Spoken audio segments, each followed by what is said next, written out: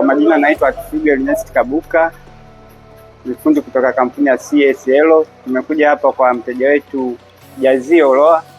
Tumekuja kumfanyia kazi za fire alarm, fire suppression.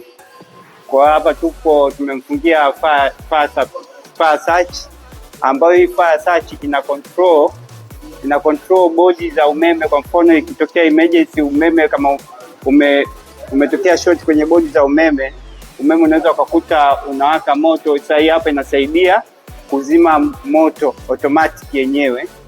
Kwa hiyo hapa hii inaitwa fire search.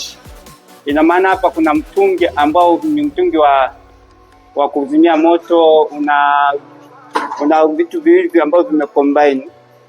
Ina class A, B, C na E, ambazo hizi klasi, kuna klasi ya kuzimia kama umeme, kuzima moto wa mbao nini. Kwa hiyo imechanganyikana katika hii mfumo wa gesi wa suppression, na katika mfumo huu unazima wenyewe automatic.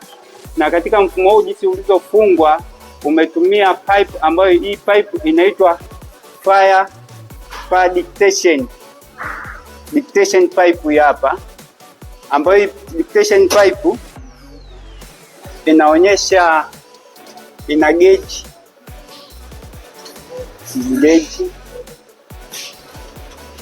ina gauge yake hapa. Umefunga hapa, mlango umefunga gauge hapa. Ina maana hapa hii inakuwa automatic, mtungi unafungulia hapa, mtungi kisha fungulia hapa inajaa gesi. Ina maana muda wote inakuwa gesi ina flow kwenye hii pipe. Ili ujue kwamba kuna gesi kwenye hii pipe, kuna gauge hapa hii. Hapa bado hatujafungulia, kuna gauge hapa. Gauge itajaa, itakuwa full hapa.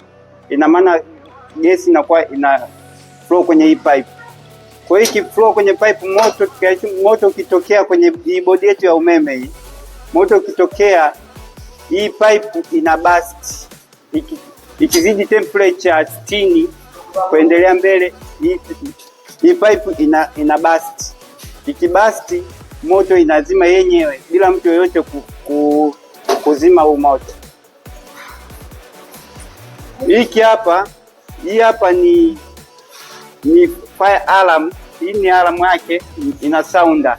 Ina maana hapa ikitokea tatizo, alarm itapiga kelele, ambayo hii alarm ni automatic, pipe yake imekuja hapa. Ina maana hapa gesi ikitoka, ikiwa inatoka kabisa hapa nani inapo flow, inabonyeza hii switch.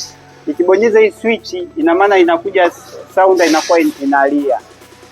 Sounder inalia. Endapo kama sounder ikishindwa kulia, mtu anaweza akaja hapa akabonyeza automatic mwenyewe, akaja akabonyeza, watu wakaweza kujua wanaweza wakasaidiaje kwa kuzima kwa staili nyingine tena. Karibuni sana wateja wetu, tuwahudumie.